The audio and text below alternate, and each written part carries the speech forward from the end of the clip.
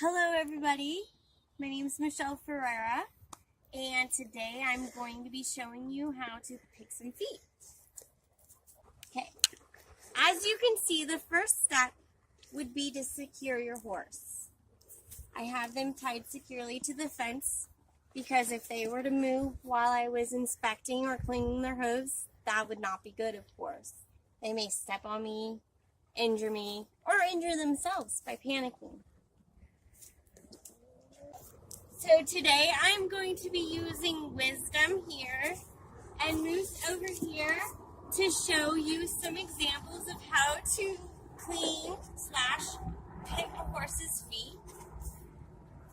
There is a tool called a hoof pick. This is used to get the grime and the dirt out, and usually there's a pressure point right here on a horse's foot. There you go. Whoop, whoop. It tells them to pick their feet up. So here we have the outer wall,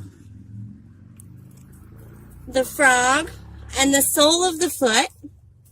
And we just kind of clean out the gunk.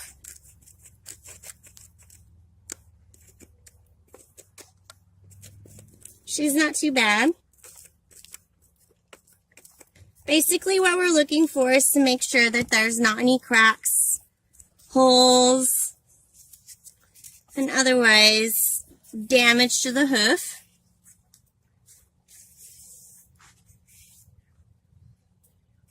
And there you go. Good girl.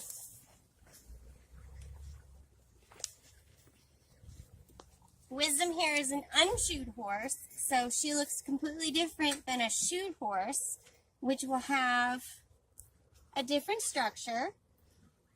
Over here on Moose,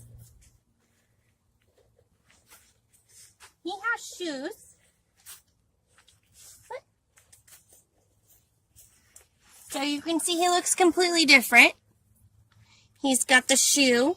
Here's his frog, his heel, the sole, and his wall is actually covered by his shoe, which protects him from rocks and debris that he will encounter on the trail.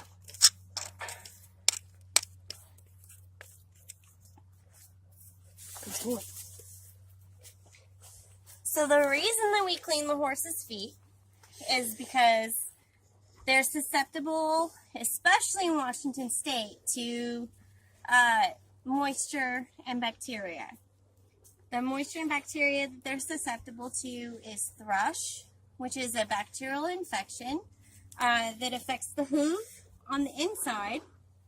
And there's also,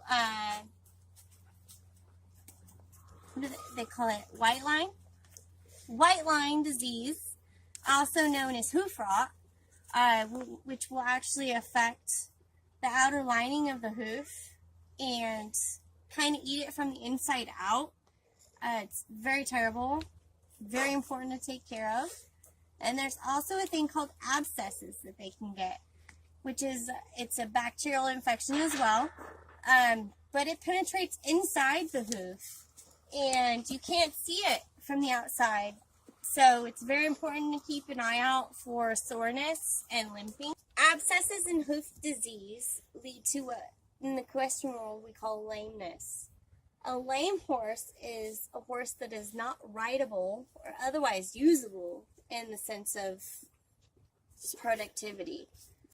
Inspections and cleaning prevents any of the above mentioned previous conditions that can cause lameness in your horse. As mentioned previous, no hooves, no horse. If she has a condition in her hoof and she is no longer rideable, she's considered lame and therefore she's basically useless. No offense. A farrier is a skilled professional that specializes in trimming and shoeing a horse's feet. They are also a great source of knowledge as far as it comes to treating and preventing any ailments that may come as far as the feet go.